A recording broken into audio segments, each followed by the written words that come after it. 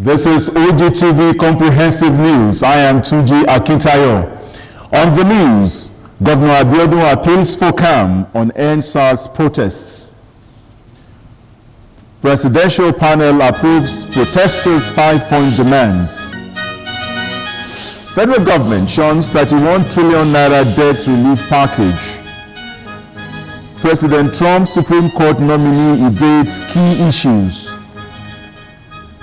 Happiness is the highest form of health. On sport news tonight, Cristiano Ronaldo contracts coronavirus. I'll be back for this and more sporting stories much later on the news. My name is Moses on Jeremy Staples. The 3 remaining protesters arrested and charged to court in the wake of protests by youths against police brutality in Ogun State have been discharged and acquitted by the court. Olalekan Olatoye, Mutayaru Farouk, and Adeniji Sodiq were discharged of every criminal allegations leveled against them, as there are no proofs to claim otherwise. Defendant Habib Ajayi gives more clarification on the necessity of defending the suspects as instructed by the state governor, Prince DAPO ABIODUN. The youths of Ogun State, some of them have been charged for, participating in the SARS protest. It turned out that at the time it's turned violence, as a result of which vehicles, properties were damaged. Also, some individuals were wounded in the process. But these people being charged to court, the charge against them is unlawful attempt to kill and also destruction of properties. And we are of the view that it's a bailable offense, but good enough the DPP in its wisdom render illegal advice stating that they have no case to answer. This we have appeared for them, on the instruction of Mr. Governor, who gave us the mandate to go and defend them of whatever charge. But thank God, the DPP said they have no case to answer as far as this particular charge is concerned, and we are very grateful for that. Commissioner Hassan Yakubu, one of the 3 other lawyers who had been working on the release of the alleged suspects, thanked the state government for their intervention with a charge on other peaceful protesters to maintain serenity in the course of discharging their human and civic rights.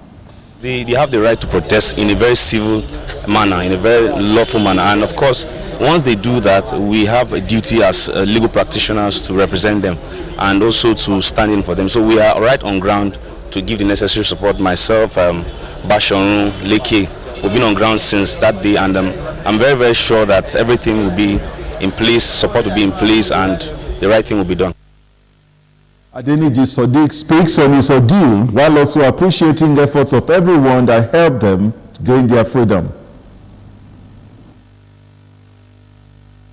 It was true that we are at the scene where the incident happened, but like the chief judge, the magistrates have said, you can't just arrest somebody on the crime of sin without any evidence showing the person is the culprit.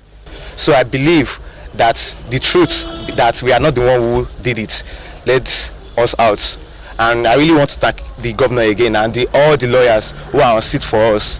I really want to thank them all, and God will bless everybody who has prayed and helped us. In the meantime, Adeniji Adewale, Mutayaru Farouk, and Olatoye Olalekan, the detained participants of the SARS protest in Abeokuta, the Ogun State capital, have appreciated the governor of the state, Prince DAPO ABIODUN, for coming to their rescue and facilitating their release from police custody. They said they have learned their lessons from all that happened.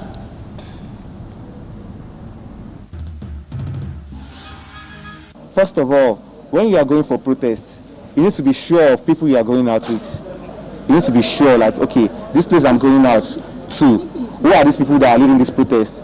Am I sure, how am I going to be sure that people who are going there to meet, I hope there won't be any kind of hijack from the protest, like from the hooligans and other things. So, because with this case, I noticed that this protest was hijacked. The Attorney General and Commissioner for Justice, Mr. Akingbiola Adeniran, says the governor was very much concerned about the protesters, noting that the current administration has commenced police duty solicitor scheme to cater for the accused persons.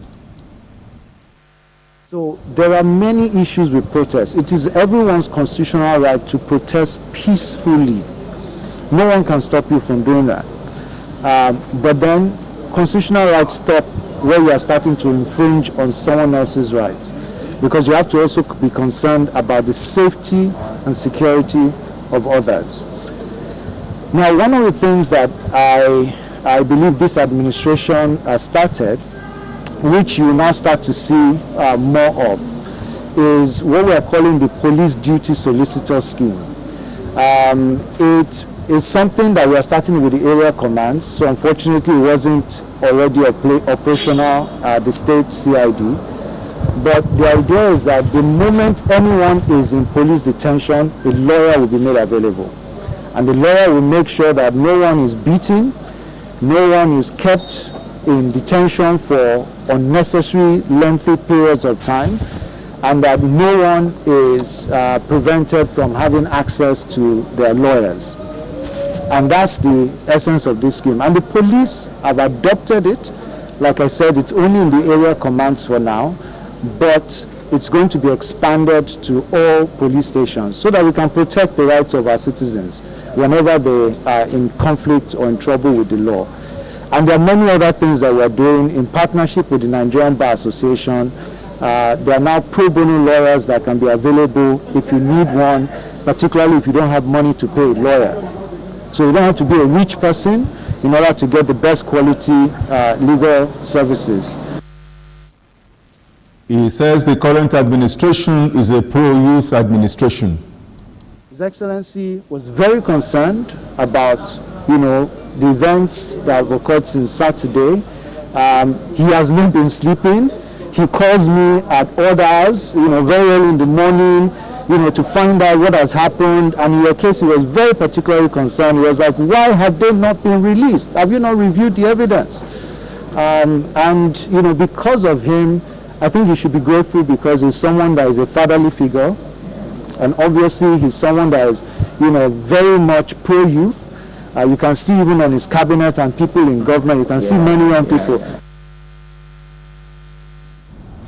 Ogun State Governor Prince DAPO ABIODUN on Tuesday once again appealed to the youth and NSAS demonstrators in the state to be peaceful, calm and civil in their conduct and not allow the lofty idea behind the protest to be hijacked by hoodlums and self-serving people. On the other hand, the governor also enjoined security agencies to always exercise great restraint and avoid the use of force in managing peaceful protests. In a statement in Abeokuta, Prince ABIODUN, through his Chief Press Secretary, Mr. Kunle Shomori, identified with the objectives of the protest against law enforcement agencies brutalizing the citizens, insisting peaceful protest is a legitimate way of showing grievances against perceived high-handedness or injustice with any system. This was the reason why he ensured that all the demonstrators arrested in the wake of the protest in Ogun State have been released, including the 3 suspects that were arraigned in court and remanded in a custodial center on the 12th of October 2020, following his instruction to the State Attorney General that Ogun State would not press charges against them. In addition, the state will facilitate investigation into any act of brutality of citizens by law enforcement agencies, compensation of the victims, identification, and holding the erring law enforcement officer accountable. He, however, pleaded with the youths that conduct capable of breach of public peace and safety may also lead to undesirable outcome that run counter to the reason for the protest in the first instance. The youth should allow the planned reform of the police, starting with the immediate disbandment of the Special Anti-Robbery Squad SARS and other measures already announced by President Muhammadu Buhari. Ogun State government will continue to maintain keen interest in the planned police reform and ensure that the desired and lasting changes that will make Nigeria Police professional, people-centered and responsive public institution that operates within the ambit of the law are achieved. The The House of Representatives has promised to provide a compensatory budget for victims of the head SARS protests. Speaker of the House, Honorable Femi Gbajabiamila, has disclosed. According to press statement by Special Advisor on Media and Publicity, Mr. Larry Lasisi, the Speaker said the provision is in line with the earlier resolve of the House to ensure succor for families of those who lost their lives to police brutality. Gbajabiamila explained that the House must keep to one of the resolutions it reached last week, which said the Green Chamber will immediately commence the legislative process of reforming the Nigeria Police, and indicated that the proposed legislation will soon be tabled on the floor of the House on that. The Speaker said it is for the above purpose that the leadership of the House would meet with the national leadership of the Nigeria Bar Association on Wednesday. Gbajabiamila requested his colleagues to observe a minute of silence in honor of those who lost their lives in the protests, which they all obliged. The National Human Rights Commission, NHRC, says it will set up an independent investigative panel to probe human rights violations by operatives of the Special Anti-Robbery Squad and other segments of the Nigerian police within the next 1 week. The decision was taken at a multi-stakeholders forum in Abuja, organized by the Executive Secretary of the NHRC, Tony Ojukwu, and the Inspector General of Police, Muhammad Adamu, as a follow-up to the recent disbandment of SARS by the IGP. Mr. Ojukwu said that an open call for memoranda from members of the public whose rights have been violated by the defunct SARS and other segments of the police will be released by the Commission within a week.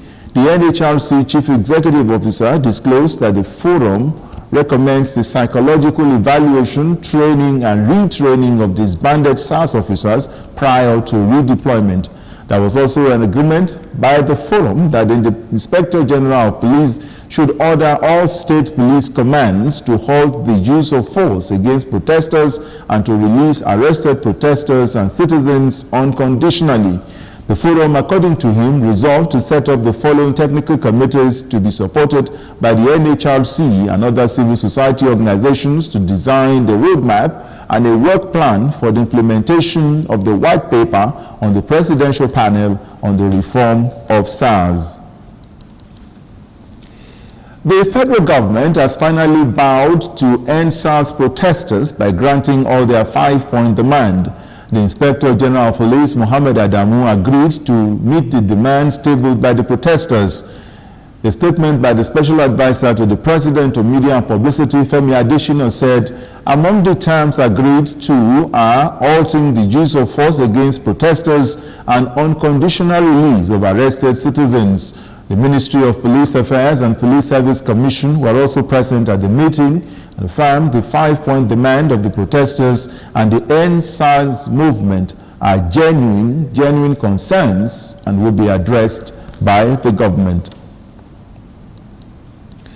In the meantime, the Inspector General of Police, Muhammad Adamu, has set up a new unit to replace the disbanded Special Anti-Robbery Squad. This was contained in a statement on Tuesday by the force spokesman, Frank Mba. A statement by the Inspector General of Police ordered all personnel of the defunct SARS to report at the force headquarters Abuja for debriefing, psychological and medical examination. The officers are expected to undergo this process as a prelude to further training and orientation before being redeployed into mainstream policing policies. According to the statement, the medical examination will be carried out by the newly set up Police Counseling and Support Unit, PCSU. The unit will henceforth engage in psychological management, reorientation, and training of officers of the force deployed for tactical operations and duties. The unit, which is domiciled with the Force Medical Department and coordinated by the Force Medical Officers, has its membership drawn from among psychiatrists, psychologists, medics, pastors and imams, public relations practitioners, civil society and other human rights groups with relevant qualifications and expertise. The federal government has expressed its commitment to ending the wave of insecurity in the country, declaring that enough is enough and that security agencies must rise to the occasion of securing the nation from criminal elements. Consequently, it has begun a nationwide stakeholders engagement on internal security and conflict resolution to bring an end to security challenges across the country. Minister of Interior, Ogbeni Rauf Aregbesola, stated this on Tuesday in Maiduguri, the Borno State capital. He called on Nigerians and the people of Borno State in particular to support the President Muhammadu Buhari-led administration in its efforts to support insurgency. In his speech titled "The People as the Cornerstone of Security," Aregbesola said the summit was called to tap from the wealth of experience of the Kanem Borno that made it to stand secured for 1,200 years, more than the Byzantine Empire or the Holy Roman Empire. Coming up, wife of Ogun State Governor Mrs. Bamidele Abiodun enlists support of stakeholders on the fight against breast and cervical cancer. More news in part 2 of this bulletin.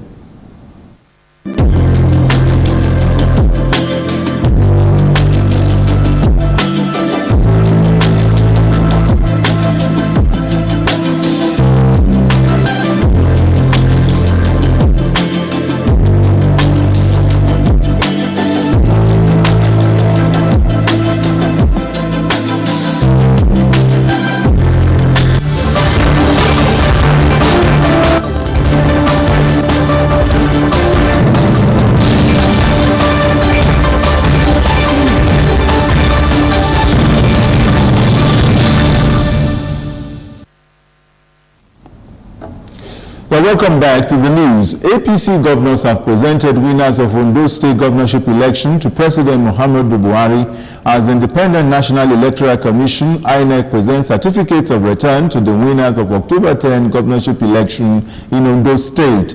Governor Rotimi Akeredolu and the Deputy Governor, Governor-elect Lucky Ayedatiwa, presentation was carried out in the presence of APC leadership and other stakeholders.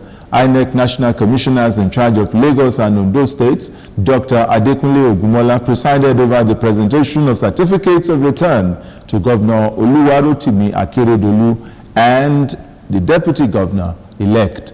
INEC Resident Electoral Commissioner Ondo State, Rufus Akeju, says the Commission will continue to consolidate on the high level of commitment and transparency recorded in the polls of the governorship elections in Edo and Ondo States. The Independent National Electoral Commission will continue to build on the high level of credibility it has achieved so far. The Governor Oluwarotimi Akeredolu said his re-election was made possible by the people of the state who decided to renew the mandate given in 2016 due to the confidence they reposed in him. And I want to pray to the people of the state that the trust of those of us will continue to do our best to serve them in the way that they want to serve. APC chieftains in the state and other party supporters were on ground to witness the presentation in Akure. Meanwhile, Ondo State Governor Rotimi Akeredolu on Tuesday visited President Muhammadu Buhari at the presidential villa, Abuja. Akeredolu secured the second term by winning the last Saturday's governorship election in the state, seized the opportunity of the visit to present his certificate of return to the president. He was accompanied by the state deputy governor-elect and the governors of Lagos, Kebbi, Ekiti, and Jigawa states. In an interview with State House correspondents at the end of the meeting, Akeredolu called his current deputy, Agbola Ajayi, to resign if he still has any honor in him. Wife of Ogun State Governor, Mrs. Bamidele Abiodun, has called on various stakeholders to partner with the state government at ensuring early detection of breast and cervical cancer among women in the state. Mrs. Abiodun made this call during the flag-off of the breast and cervical cancer awareness. Adebola Oshomoji covered the event held at the premises of Obademola Maternity Hospital, Abeokuta. A report. In Nigeria, breast cancer is the most common type of cancer, and the number of women living with and dying from it has continued to rise over the years. As the country joined the rest of the world to mark the year 2020 Breast Cancer Awareness Month, wife of Ogun State Governor Mrs. Bamidele Abiodun has partnered with the State Ministry of Health, Medical Women Association of Nigeria, and some non-governmental organizations to create awareness for women and girls in the state. The event provided a platform for international and local experts as well as stakeholders to discuss the disease and provide preventive measures. In order to promote early detection and invariably improve survival rates in our women, and for taking the lead in championing the fight against this devastating disease, saving the lives of our women in thousands daily through this very important initiative to increase awareness and survival rates in open women. While declaring the event open, Mrs. Abiodun stresses the need to save lives of innocent girls and women who are ignorant of the disease. There's a more positive disposition towards breast and cervical cancer screening, since more of our people are discovering that early detection is key to saving lives. All this can be attributed to the work we have done with various organizations to reach out to people in the language that they understand with life-saving information about breast cancer. She also emphasizes the need for more awareness to women, particularly young girls. We are also advocating for free screening for all types of cancer in women to encourage more of our women to come forward for testing.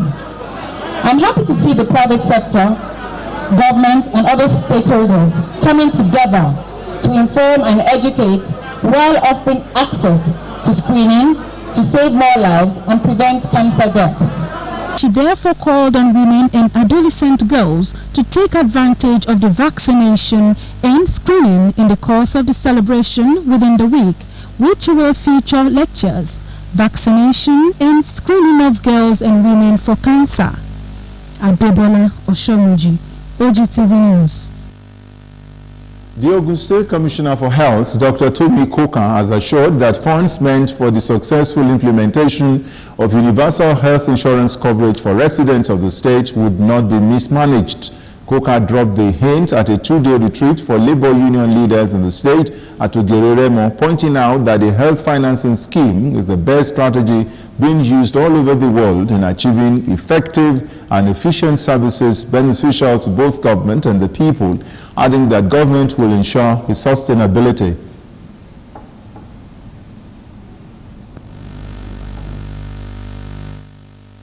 And His Excellency, I can assure you, is just as committed. Whichever gender needs good healthcare, it's basic, universal human right. So the government is committed to that. And as far as trust is concerned, I got distracted for a second. Trust is earned and trust is given. If you look at our track record as Ministry of Health in the state, up to date, I don't think we give you any opportunity to doubt our trust. She called on labor union leaders to key into the scheme for their members to access quality healthcare services at affordable cost, saying deducted funds from workers' salaries to the health insurance pool will be judiciously utilized for the purpose it was meant for. She noted that necessary procedure will be followed to ensure adequate check and balance, adding that the legislative process is ongoing to enhance necessary law backing the scheme. Speaking at the retreat, the state chairman, Nigeria Labour Congress, Comrade Emmanuel Bankole, commended the Ministry of Health and Health Insurance Agency for the advocacy efforts on the scheme, requesting the government to provide practical assurance on modalities for deducting premium. Earlier in his presentation, the Executive Secretary, Ogun State Health Insurance Agency, Dr. Afolabi Dosumu, said the implementation of the insurance scheme would liberate people from untimely death, among other issues arising from lack of funds to take care of medical bills. Dosumu assured the union leaders not to be worried about the policy of the program, saying they would ensure transparency as well as work in line with laws guiding the scheme.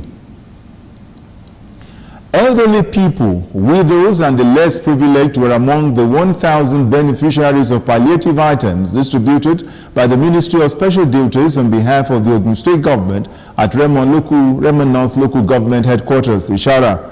Commissioner for Special Duties, Barrister Femi Ogunbanwo, performing the symbolic distribution of the items on behalf of the State Governor at the Council Secretariat, promised that the current administration in Ogun State will continue to provide succor to help the people cope with the effect of COVID-19 on their livelihood. Matthew Showumi completes the report. The women group and semi-urban dwellers are among the set of people mostly affected by the outbreak of COVID-19. The elderly, widows, and less privileged gather to benefit from the food items comprising noodles, rice, gari, spaghetti, and the others made available to the Ogun State government by the Coalition Against COVID-19. Performing the official distribution of the palliative on behalf of the State Governor, Commissioner for Special Duties, Barrister Femi Ogunbanwo, promised that government will continue to make life endurable for the people. The Commissioner assures the people that the government understands the pains they are going through and will do everything to address the challenges facing them.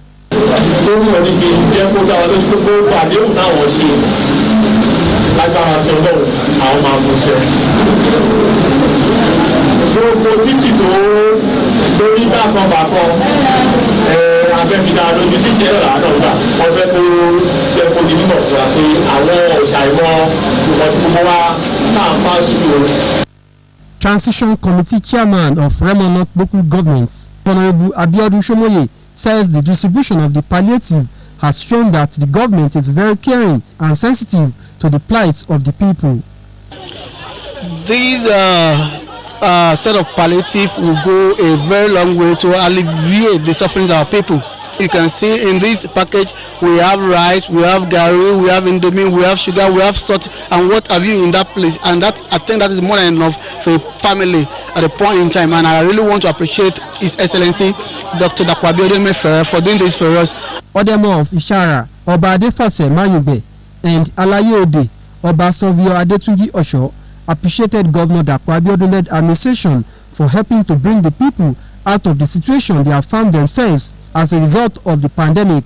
Women are much more involved in this problem, so I'm much more grateful to the state government. So this is a very nice gesture of this present government, the government of our Prince DAPO ABIODUN, who out of his own magnanimity take care of the women. The beneficiaries show their appreciation to the governor for the kind gesture. I am very grateful for the governor for remembering the widows. We thank him because he has done very well for us.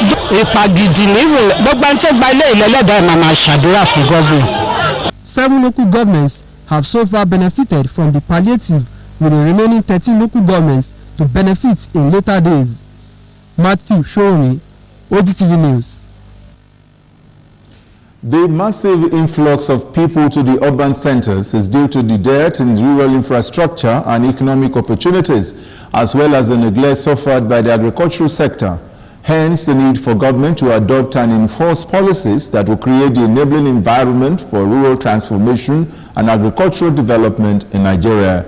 This was the submission of experts in an interview with our reporter, Idowu Fabajo, on the effect of rural-urban migration on agricultural production in Nigeria. His report. Of Nigeria's agricultural sector to the gross domestic products (GDP) in the first quarter of 2020 was the sector's highest first quarter contribution in the last 2 years, according to the data released by the National Bureau of Statistics. This is to say without doubt that agriculture continues to be a major contributor to the nation's gross domestic products. But now that rural-urban migration is on the increase, agricultural production in the country could be affected. We heavily depend on agricultural products in Nigeria, and these people, they are the ones producing. So even in the urban area, the price of foods that are being produced is going to be high because the level of production will be low, that is the supply will be low, and the demand both in the rural and urban area will be high. And there will be a problem of food shortage that will cause a lot of conflict both in the rural and urban area. So there is needs for government to come in order to provide some facilities that attracts people to go into into urban areas, in the rural areas for them to be or to stay where they are.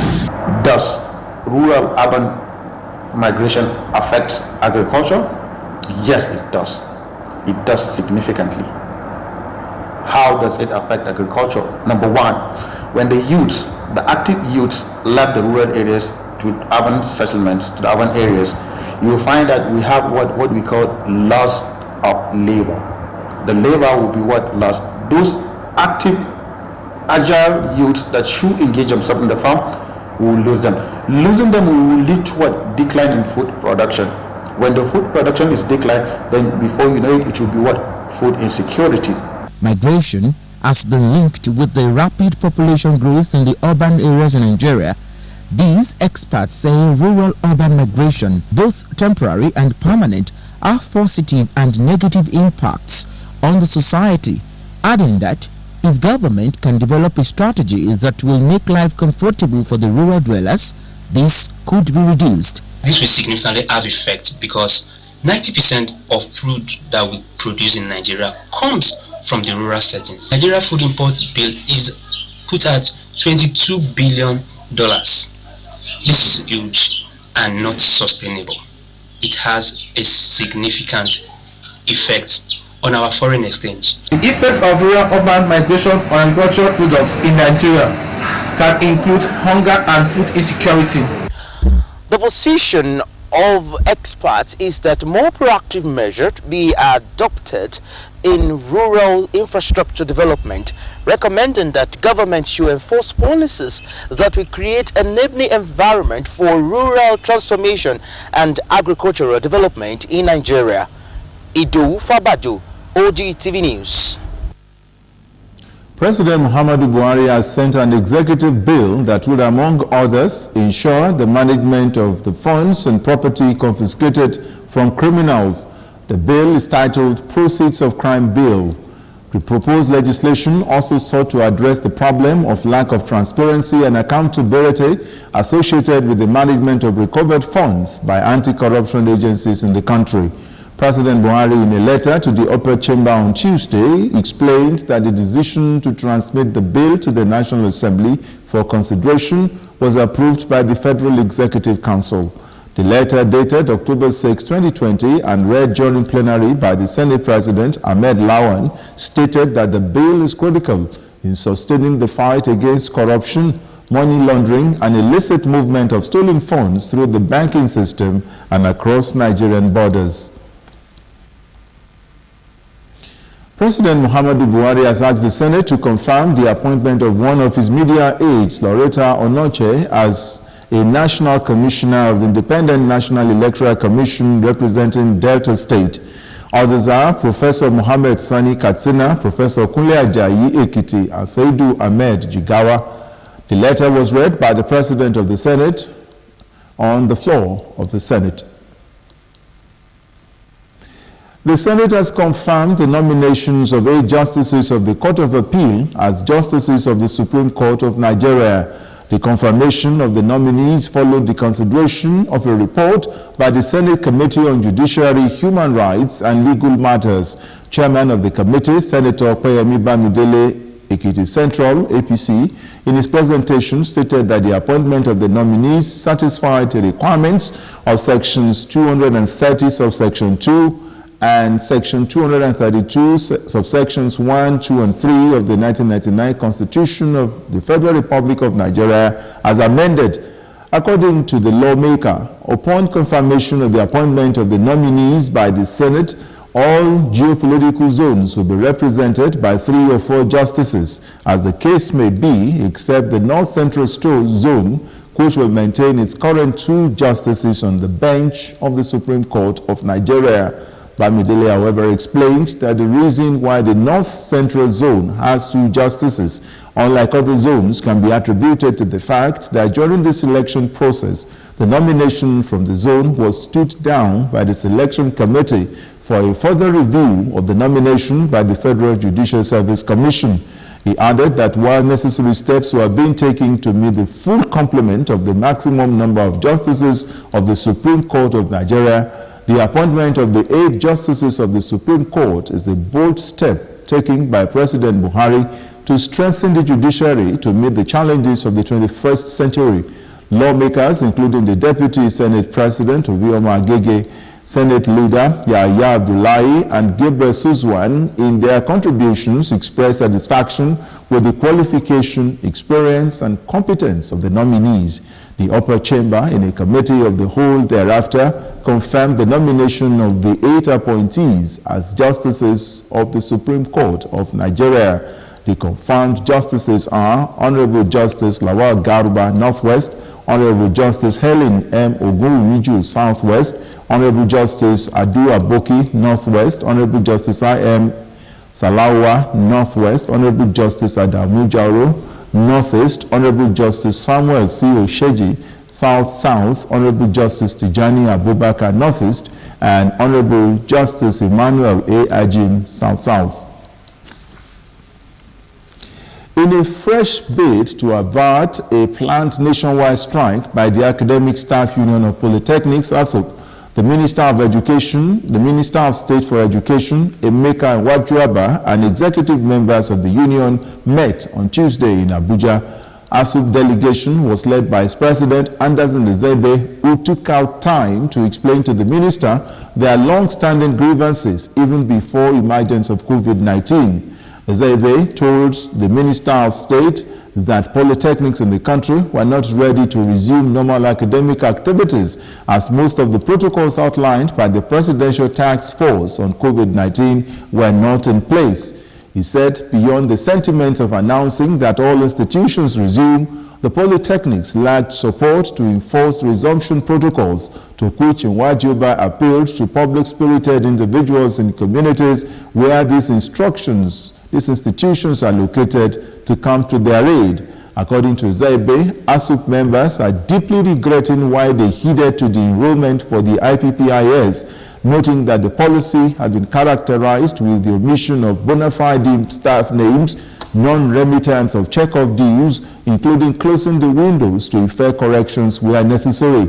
Regarding the needs assessment carried out in all public polytechnics, Ezebe said till date not a single institution had benefited from the exercise. He also lamented the victimization of members over their participation in previous industrial actions, saying 5 members of staff of Institute of Management Technology, Enugu, including 2 members of staff of Polytechnic Bida, the Federal Polytechnic Bida, Niger State, have been dismissed without tangible reasons. The passing out of 2019 Batch C Stream Corps members holds on Thursday, 15th October 2020 in the local government offices and NYSC sub-offices in Ogun State.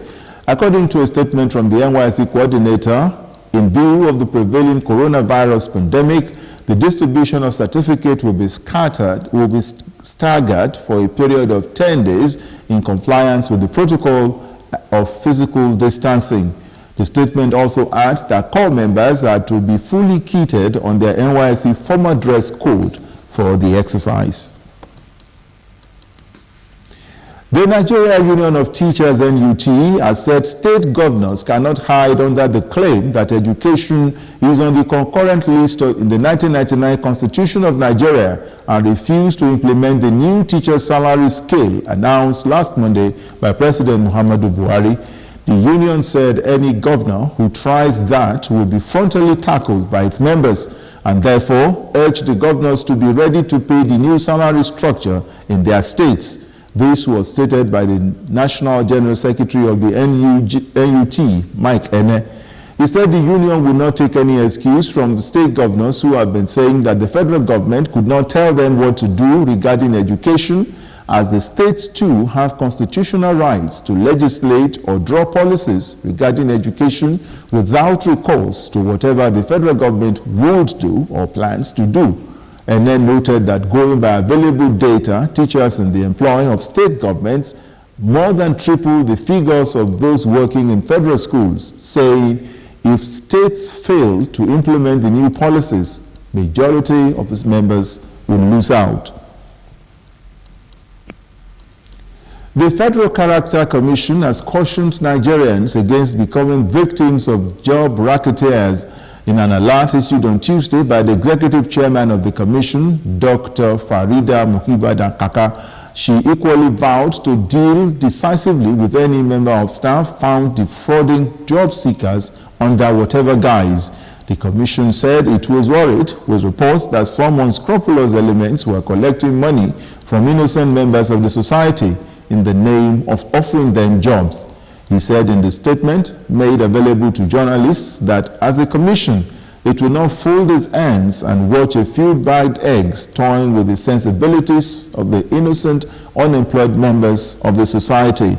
To this end, the members of the public are advised to report any person or persons in the commission who engage in such acts. She added that the Federal Character Commission under her leadership is committed to giving all Nigerians a sense of belonging and will therefore not condone any form of sharp practices. In line with the global best practices, Ogun State government will continue to partner with various organizations to organize technical and vocational trainings in order to equip technical professionals with modern techniques in service delivery. Mrs. Kikelo Molonge, Commissioner for Industry, Trade and Investment, stated this at the opening ceremony to upscale the Germany Dual Vocational Training organized by Ogun State Chamber of Commerce, Industry, Mines and Agriculture. Elizabeth Tesson was at the Ogusima Vocational Training Center, Government Science and Technical College, Idiaba, Abeokuta. A report. Dual Vocational Training Pilot Program was initiated by the delegation of German Industry and Commerce in Nigeria with the collaboration of Ginseng Freiburg Chamber of Commerce and Industry and supported by SEQUA in 2012, which Ogun State Chamber of Commerce, Industry, Mines and Agriculture also keyed into. Alhaji Wasiu Olaleye, President Ogusima, was speaking at the opening ceremony to upscale the Dual Vocational Training Program, confirms that GIZ Skills Development for Youth Employment, SKY, which SEQUA made it possible for Ogusima to be one of those that will drive implementation of the projects. For DVT program, you have to start with the people that will train the apprentices in the industry to update them in the knowledge so that they can be effective in the industry. You know, it's demand-driven training. The industry will bring the apprentices for training. We don't just say we want to train people, you, youth or schools out labor, come. No, that is not how it works. In their different speeches at the ceremony, Mrs. Kikelo Molonge, Commissioner for Industry, Trade and Investment, and Professor Joseph Odemuyiwa, Special Advisor to the State Governor on Technical and Vocational Education, who were both represented, commend Ogusima for the initiative and also affirm government support for capacity development. My ministry has been introducing this professional particularly our skilled artisans to take up jobs and contract works with our luminous industries. So on behalf of the state government, we want to assure Ogusima and GIZ that anything that is needed to ensure that this program is sustained shall be done by the government. Felix Nips, Team Leader, GIZ Sky SEQUA Cooperative Development, rates Ogusima high in terms of human capacity development, while promising to continue to extend hands of fellowship to them. And our vision is to make this training in office administration and the other trainings that the President has mentioned relevant for the industry and make the training for the trainees relevant to become employed, to compete well in the market. Some entrepreneur who spoke with Ogtv News at the ceremony described the training as apt as it would go a long way at improving productivity in most of the industries in the state. Earlier, a grant agreement was signed by Ogusima and GIZ Sky Sekwe Cooperative Development at the Trade Fair Complex, Okemoson, Abeokuta. Elizabeth Esun, Ogtv News.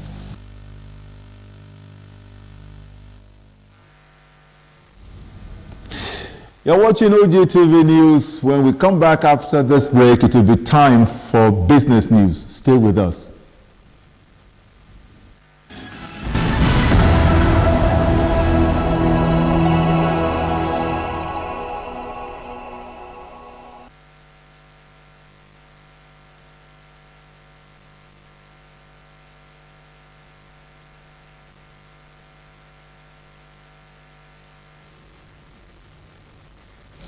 The business segment of the news. Nigeria will not apply for relief to get out of its crippling 31 trillion naira debt burden. The International Monetary Fund is pushing debt relief for low-income countries. Minister of Finance, Budget and National Planning, Mrs. Zainab Ahmed, made this disclosure on Tuesday in Abuja during the public presentation of the 2021 budget. She said several loan agreements have been entered with various leaders asking for debt relief, where we portend Nigeria as the country that cannot repay its indebtedness in the eyes of creditors. The minister also defended the 2021 budget deficit, which has exceeded the Fiscal Responsibility Act threshold of 3%. Trading is the basic economic concept involving the buying and selling of goods and services. With modern incarnation of currency, equity, and derivatives, markets have given people from around the globe the opportunity to participate in online trading. In this special report, Moyoluwa Ajayi examines the prospects and challenges of e-trading on the socio-economic growth of the society. Our report is presented from our studios. Electronic trading or e-trading, a practice of buying and selling stock and other assets using an electronic stock brokerage service, has effectively revolutionized the way business is done in the 21st century. It is an online trading, which is a computer software program that can be used to place orders for financial products over a network within a financial intermediary. Although the online trading is commonly viewed as a daunting task, there are several advantages afforded to the individual. Whereas for sales, you get that human interaction, the ability to communicate with a client, to express occasionally complex ideas to a non-technical audience. That requires exercising communication skills, requires listening to people, and understanding their needs and wants. When you sell, you will cause a selling pressure. When you cause a selling pressure, the stock will drop.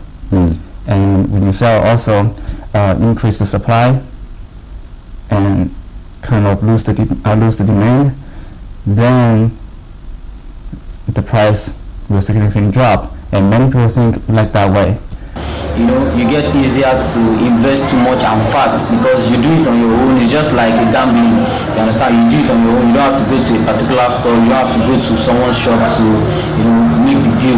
Of all the advantages, online trading has its own numerous disadvantages. Okay, some of the ways we can curb the challenges of e-trading is we have to reduce our addiction to trading, because if you get addicted to it, you start losing a lot of money, and this can actually cause depression to people. And also we have to ensure that we understand how to verify trade and review statements before trading in an online system. With online trading or e-trading, traders make their decisions themselves, regardless of how trade is being done. The Nigerian Electricity Regulation Commission, NERC, said the suspension placed on service-based traffic has been postponed for another 1 week. NERC's chairman, James Momo, who spoke to Nigerians in Abuja, said the postponement became imperative to avoid incessant changes in electricity tariff. He said in view of this, DISCOs are still mandated to maintain the old tariff pending the outcome of the recommendations. The chairman said further announcements would be made by the end of the week. And that concludes the business segment of the news. Up next is The World Today. Stay with us.